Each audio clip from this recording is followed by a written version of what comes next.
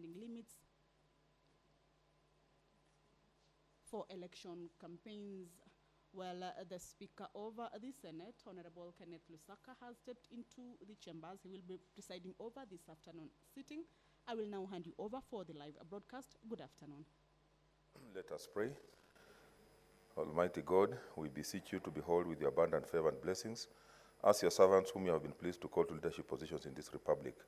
We seek guidance to treat and consider all matters that shall come under our deliberation in so just and faithful a manner as to advance the peace, prosperity, and welfare of our country and of those whose interests you have committed to our charge. Amen.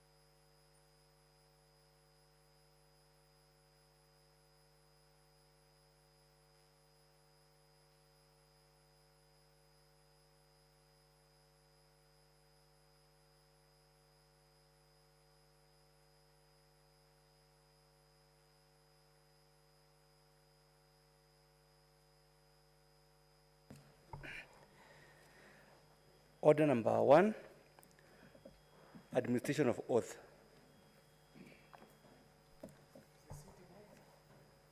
Yes. Order number 2, communication from the chair.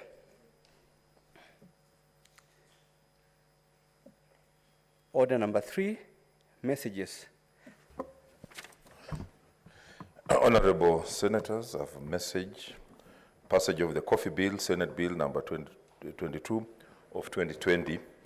Honorable Senators, I wish to report to the Senate that pursuant to Standing Order 41.3 and 4, I received the following message from the Speaker of the National Assembly regarding the passage of the Coffee Bill, Senate Bill number 22 of 2020. The message, which is dated Wednesday, 27th April 2022, was received on 28th April 2022. Pursuant to the standing orders, I now report the message, and I quote, pursuant to the provisions of Standing Order number 41.1 of the National Assembly Standing Orders, I hereby convey the following message from the National Assembly.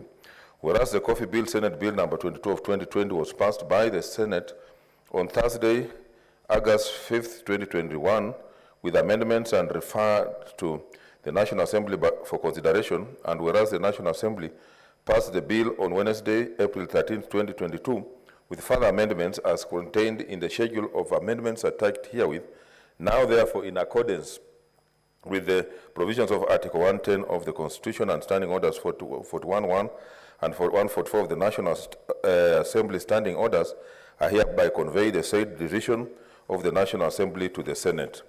Honorable Senators, pursuant to the provisions of Article 110.4 of the Constitution and the Senate Standing Orders 41.6c and 159, I hereby direct that the schedule of the National Assembly amendments be duly circulated to all senators. I further direct that the Standing Committee on Agriculture, Livestock, Fisheries consider the said amendments and report as soon as practically possible. I thank you.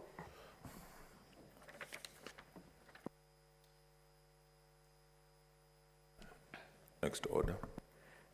Order number 4, petitions.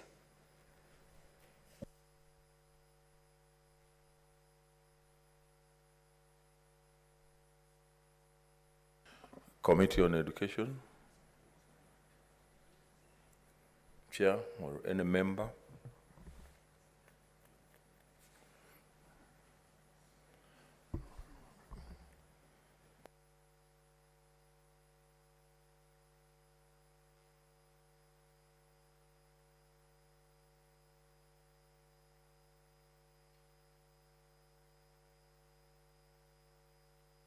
We can reschedule that to tomorrow's sitting. Okay, next.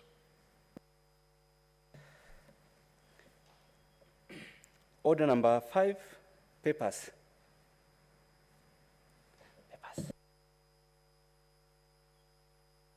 Leader of majority.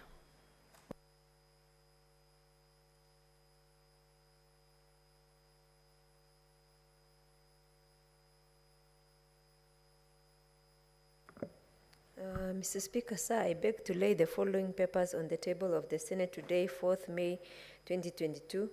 The annual report of the Office of the Registrar of Political Parties for the financial year 2020-2021.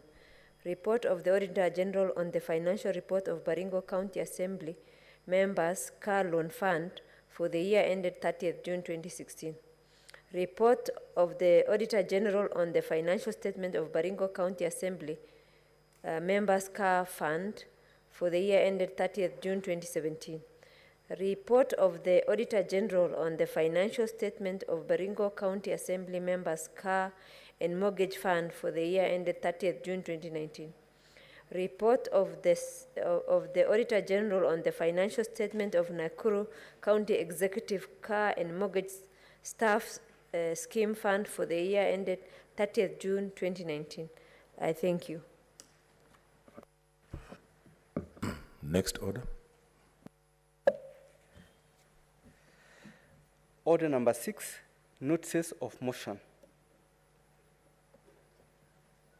Order number 7, statements.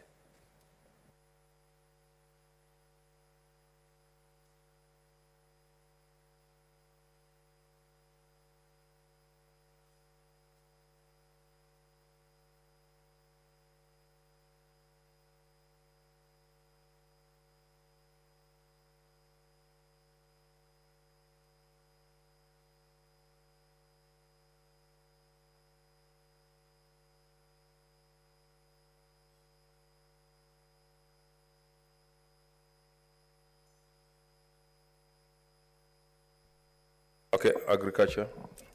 Chairperson Standing Committee on Agriculture. The next one is the Chairperson Standing Committee on Devolution and Intergovernmental Relations. Yes, Senator Ngugi.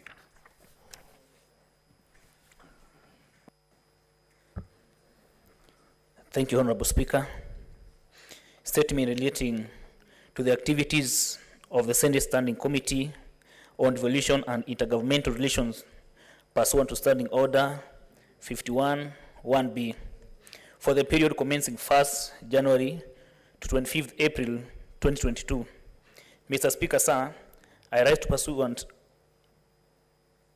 Standing Order 51-1B to make a statement on the activities of the Standing Committee on Devolution and Intergovernmental Relations for the period commencing 1st January to 25th April 2022.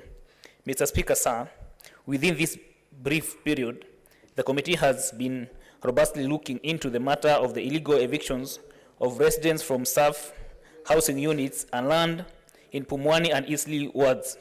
This matter came before the committee via a request for statement by Senator Millicent Omanga, MP.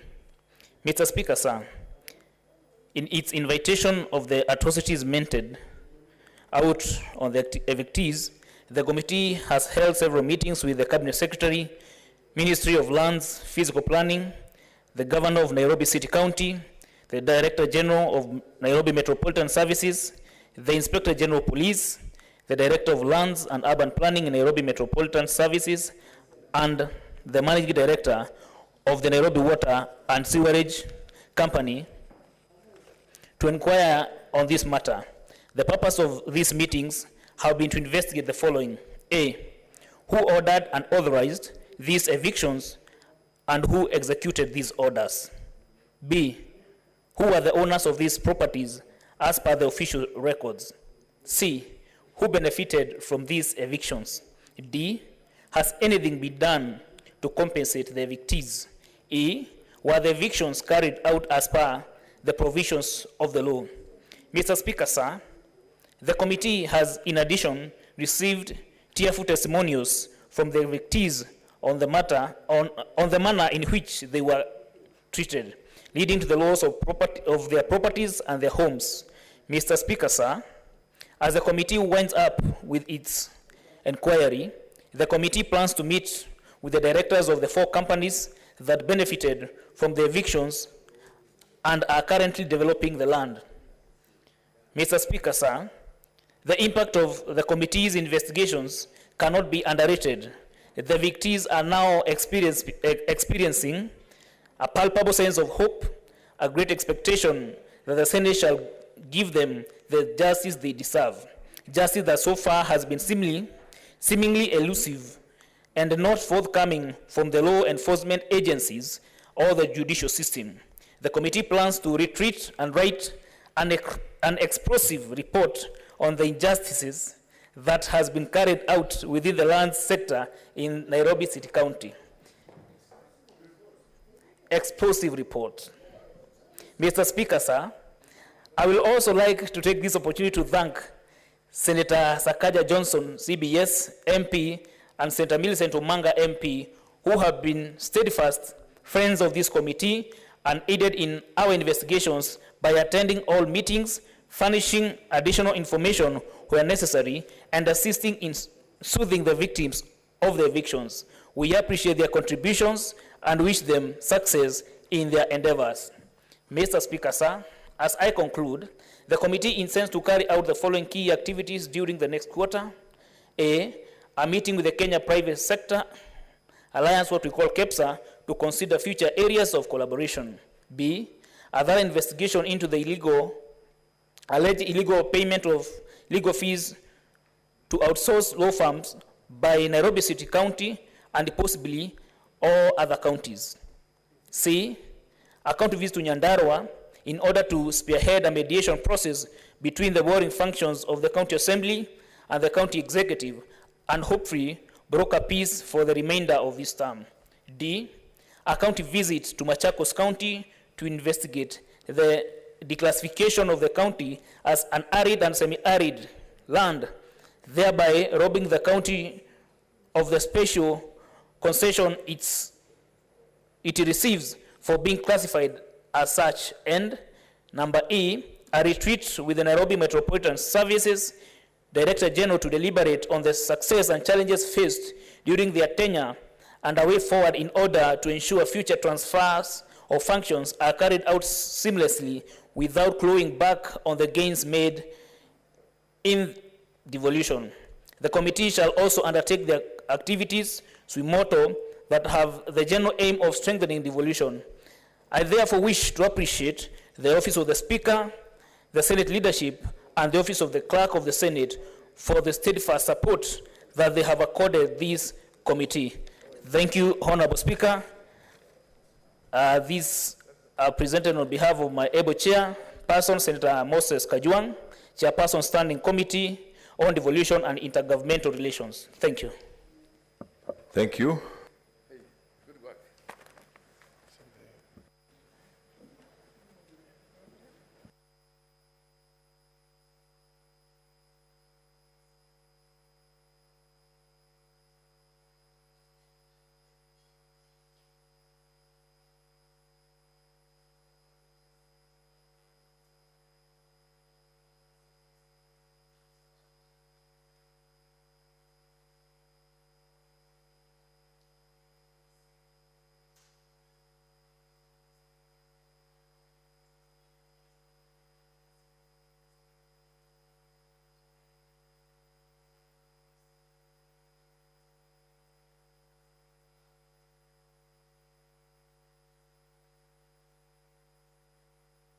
Okay, order, senators. I want to defer all the orders from order number 8 to order number 22 and go to order number 23.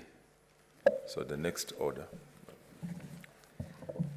Order number 23, the Circle Societies Amendment Bill, National Assembly Bill number 55 of 2021, second reading. Senator Bogisho.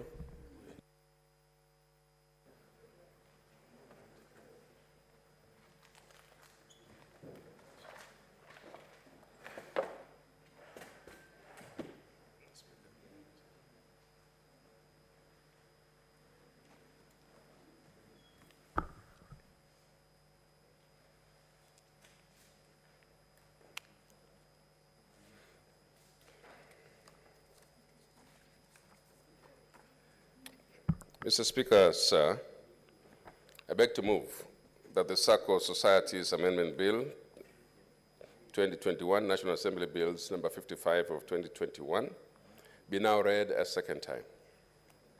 Speaker, the bill was published on the 26th November 2021, passed by the National Assembly and referred to the Senate on the 17th of February this year.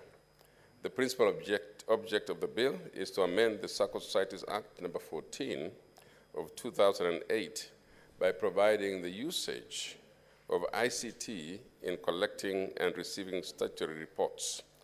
This is aimed at reducing the regulatory reporting burden on the SACCOs and ensuring a faster, efficient, and accurate reporting, monitoring, and analysis of SACCO's financial status at any time, being the cornerstone of risk-based supervision.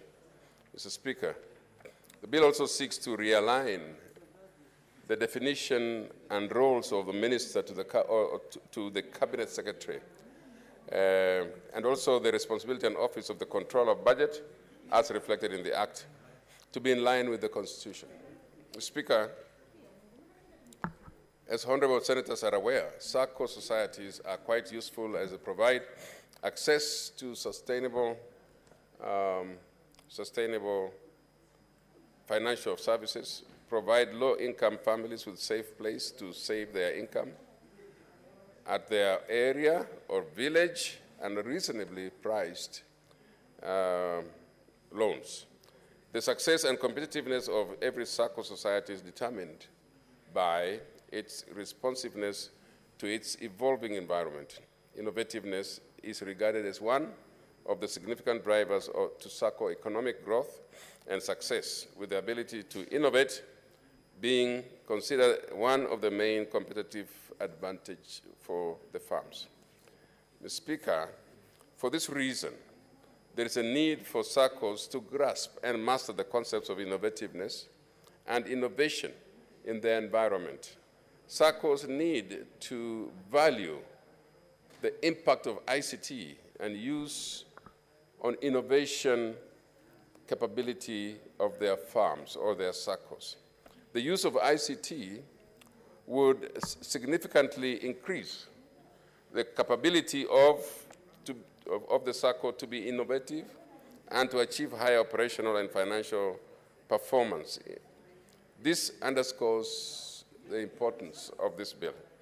Speaker, the bill has a total of 9 clauses as follows.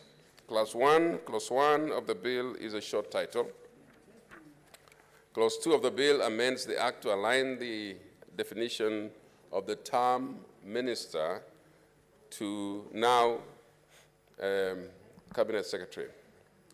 Clause 3 of the bill amends Section 4 of the Act to provide that a person shall not be qualified for appointment as a member of the board of the SACCO Society's regulatory authority if the person is a member of Parliament or a county assembly, or is one who does not meet the requirements of Chapter 6 of the Constitution. Clause 4 of the bill amends Section 20 of the Act to provide that SACCO Society's regulatory authority shall submit its statement of income, expenditure, assets, and liabilities to the Auditor General and not to the Controller of Budget, in line with this Constitution.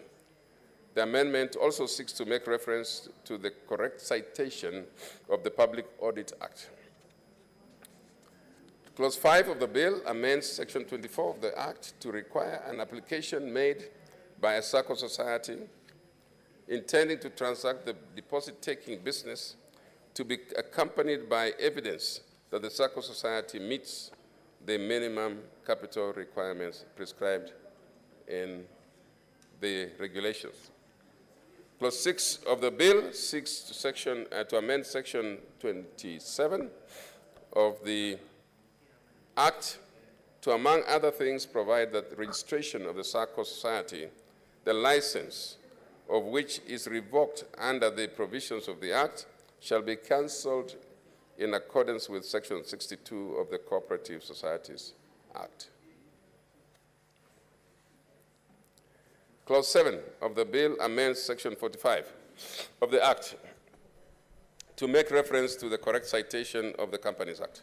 Clause 8 of the bill amends Section 51 of the Act to provide that where the SACCO Society's regulatory authority determines that a SACCO society conducts its business in a manner contrary to the provisions of the Act, or any regulation made thereunder, or any other act, or in any other manner detrimental to or not in the best interest of its members or members of the public, or a SACCO society is undercapitalized, the authority shall impose financial penalties on the society or any officer, director, committee member, employee, or agent of the society in such amounts as may be prescribed through these regulations. Mr. Speaker, Clause 9 of the bill amends the Act by inserting a new section to provide that the authority may establish and operate an electronic filing system for the purpose of electronic filing of the statutory returns and amendments or other information required to be furnished to the authority under the Act or any other written law. Mr. Speaker, as I conclude, I urge honorable members, senators, to consider and pass this important bill in order to ensure faster, Let's consult in low efficient, tones. and accurate reporting, monitoring, and analysis of SACCO's financial status at any time by embracing ICT. So, Speaker, with these few remarks, I beg to move, and I'm going to request. Are you there?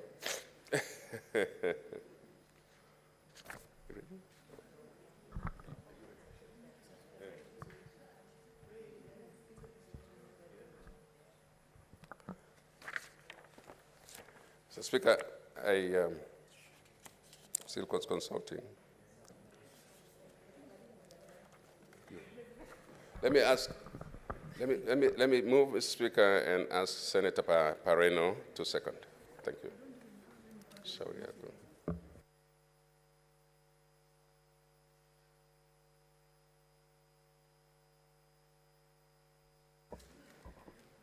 Mr. Speaker, I second.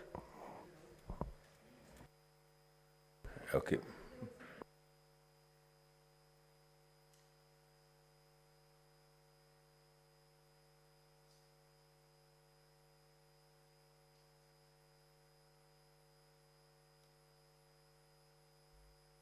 Order, senators. You want to freeze or you sit? Order, Senator Pareno. Order. I now propose the question, which is that the SACCO Societies Amendment Bill, National Assembly Bill number 55 of 2021, be read a second time.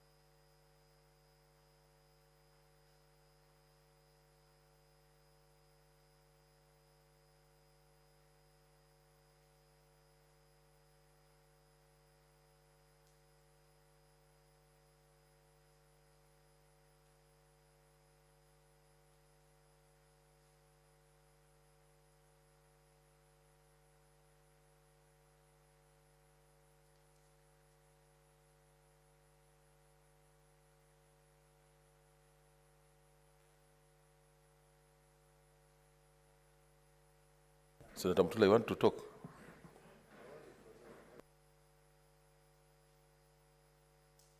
Let me call the... Seemingly there's no one, there's no interest, so I want to call the mover to reply.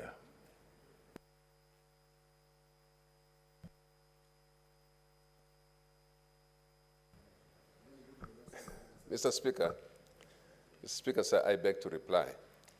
Mr. Speaker, in the interest of the business of the House and has to be able to move forward with the other orders. I'd like to commend Senator Pareno, who seconded me, the members who appreciate this bill and who have agreed to make it go through, and I want to say thank you. Mr. Speaker, it's a very important bill. Mr. Speaker, everyone has the interest in their counties that SACCO societies flourish and SACCO societies do well. Everybody has an interest, Mr. Speaker, that SACCO societies do not lose monies, Mr. Speaker, and are not mismanaged. Mr. Speaker, that is the main aim of this bill, that they embrace ICT for purposes of profitability, and that, Mr. Speaker, since many members of society are involved in SACCOs, it's very important that as the House, we emphasize, Mr. Speaker, that they become profitable, they become well-managed, and they report their statutory documents every year properly, Mr. Speaker, and so that they do not have penalties, as have been recommended here. Mr. Speaker, for those few remarks, I beg to reply. Okay, thank you. I know we had passed statements, but let me.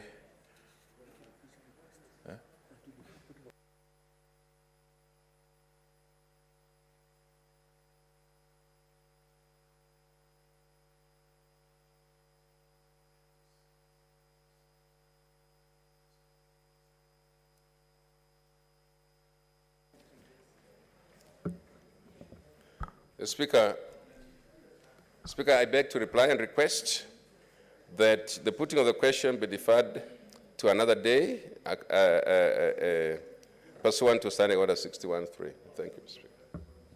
Okay, that's okay. It is granted. I was saying, although we had already passed statements, but using my discretion, let me ask the chairperson, Standing Committee on Agriculture, Livestock and Fisheries, to make a statement on the activities of the committee.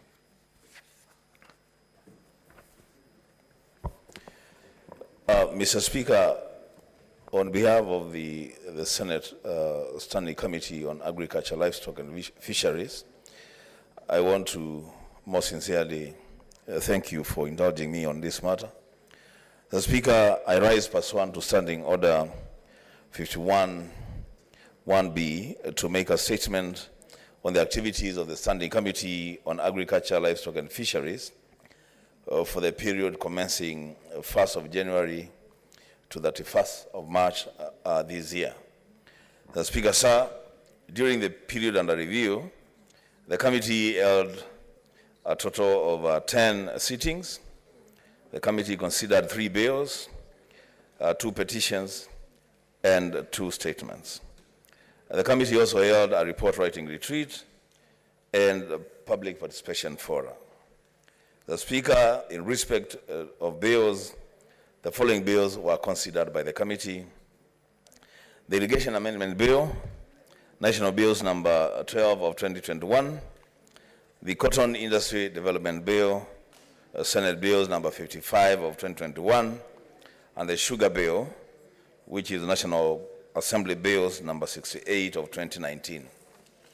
The Speaker, in relation to the Irrigation Amendment Bill, National Assembly Bills number 12 of 2021, which seeks to amend the Irrigation Act number 14 of 2019 to expand the administration and management of irrigation matters in Kenya, the committee carried out a public participation and held a report writing retreat between 10th and 13th of March this year, where it concluded its report. The bill, Mr. Speaker, I'm happy to report, is currently awaiting the committee of the whole stage. The Speaker, in regard to the Cotton Industry Development Bill, Senate Bills number 55 of 2021, a bill which seeks to provide for the regulation, development, and promotion of the cotton industry, the committee carried out public participation and held a report writing retreat between 10th and 13th of March this year, where it concluded its report. The Speaker, just as the case with the Irrigation Amendment Bill, this Cotton Industry Development Bill is currently awaiting committee of the whole stage. On the Sugar Bill, Mr. Speaker, which is National Assembly Bills number 68 of 2019, the committee carried out public participation during the period under review. However, owing to immense interest in the bill, Mr. Speaker, the committee extended the public participation period to 5th of April this year. And the committee is currently, Mr. Speaker, winding up consideration of the bill and shall be tabling its report within a week's time. Mr. Speaker, regarding statements, pursuant to Standing Order 47.1 and 2, statements were referred to the committee.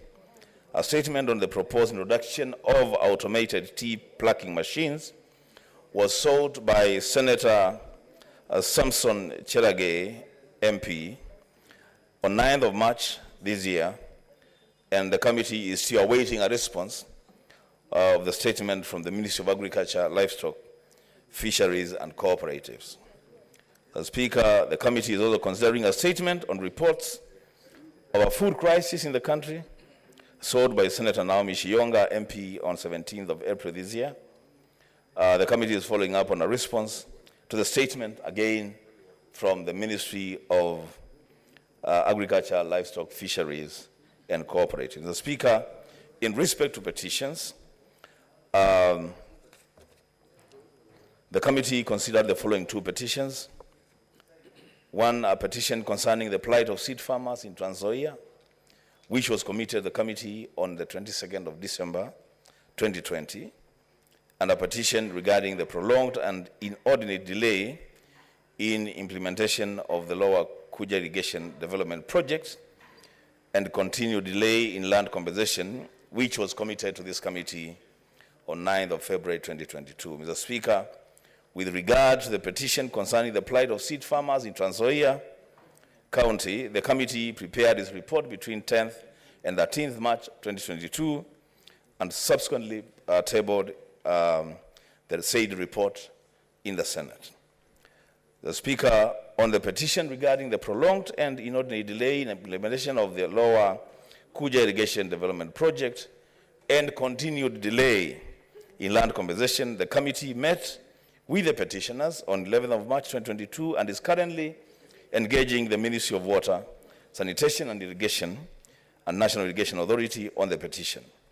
Lastly, Mr. Speaker, going forward, the committee intends to conclude pending legislative business that is pending before the committee, particularly such business as may be subject to timelines provided under the standing orders or any other law. Mr. Speaker, I thank you. Thank you so much.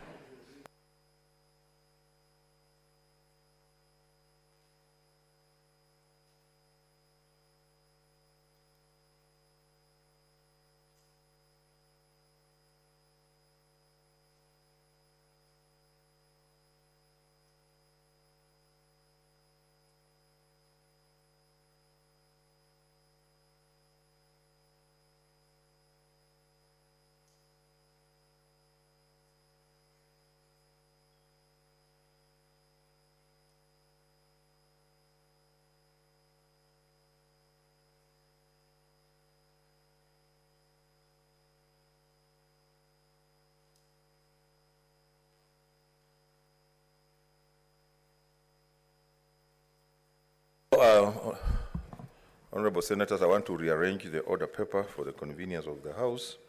So we go to order number 25. That's order number 25. Order number 25, Committee of the Whole on the Irrigation Amendment Bill, National Assembly Bills number 12 of 2021.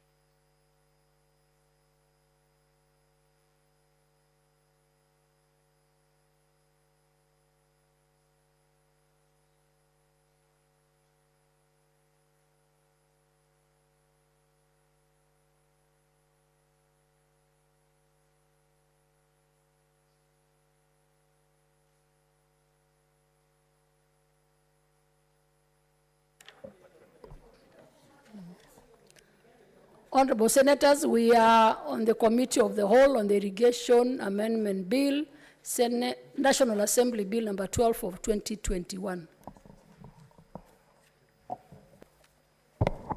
Clauses 3, 4, 5, 6, 7, 8, 9, and 10.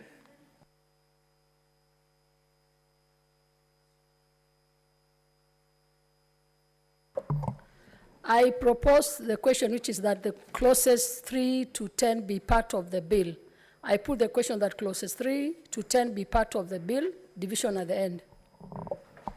Clauses 11, 12, 13, 14, 15, and 16. I propose the questions that clauses 11 to 16 be part of the bill. I put the question that clauses 11 to 16 be part of the bill, division at the end. New clause 8A. Mover to move the amendments. Chairperson. Chairperson, Study Committee on Agriculture. Madam Chair, I propose that the new clause 8A be now read a second time. I propose the question, which is that new clause 8A be read a second time. I put the question that new clause 8A be read a second time, division at the end. Clause 2. I propose the question that clauses 2 be part of the bill. Amendment be moved by Chairperson, Study Committee on Agriculture, Livestock and Fisheries. Madam Chair, I propose that clause 2 be amended as proposed. I propose the question that clause 2 be amended as proposed. I put the question that clause 2 be amended as proposed, division at the end.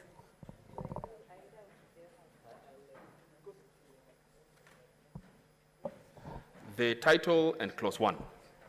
I propose the question that the title and clause 1 be part of the bill. I put the question that title and clause 1 be part of the bill, division at the end.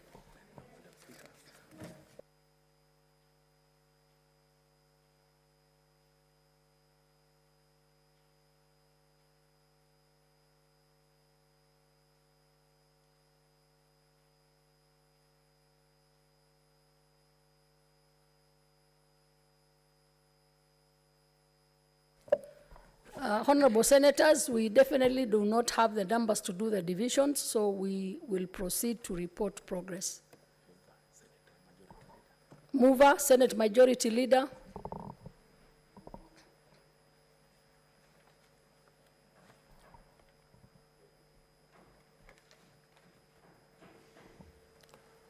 Honorable Chairperson, I beg to move that the committee do report to the Senate its consideration of the Irrigation Amendment Bill, National Assembly. Kindly, Majority Leader, approach this table.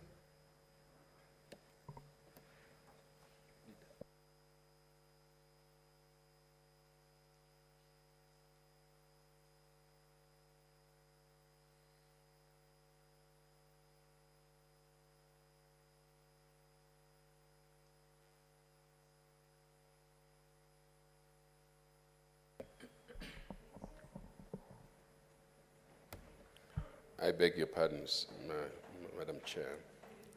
Honorable Chairperson, pursuant to Standing Order 148, I beg to move that the Committee of the Whole do report progress on its consideration of the Irrigation Amendment Bill, National Assembly Bills, number 12 of 2021, and seek leave to sit again tomorrow. I will put the question, which is that the Committee of the Whole do report progress on its consideration of the Irrigation Amendment Bill, National Assembly Bills number 12 of 2021, and seek leave to sit again tomorrow. As many of that opinion say aye, as many of the contrary opinion say nay, the ayes have it.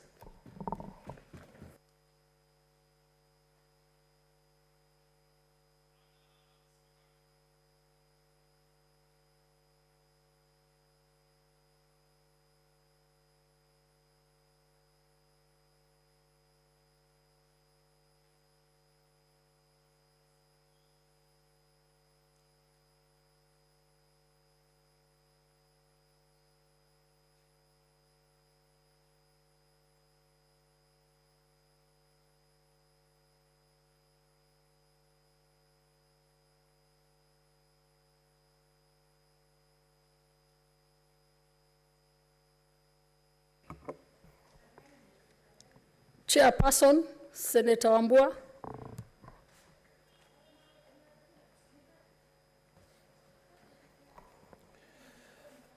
Honorable Speaker, I beg to report progress that the Committee of the Whole has considered the Irrigation Amendment Bill, National Assembly Bills number 12 of 2021 and seeks a leave to sit again tomorrow. Mover, Senate Majority Leader. Honorable Speaker, I beg to move that the House do agree with the committee on the said report. And I move and ask Senator Farhia to second.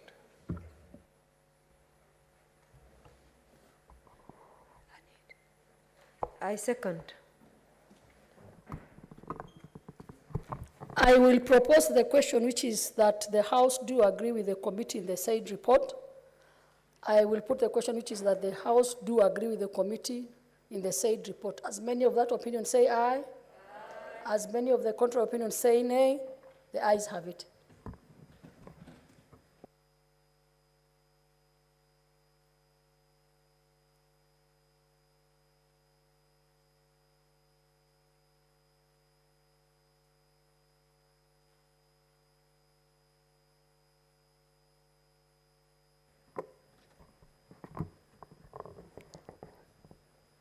Honorable Senators, there being no other business in the order paper, the Senate stands adjourned until Thursday, 5th May 2022 at 2:30 p.m.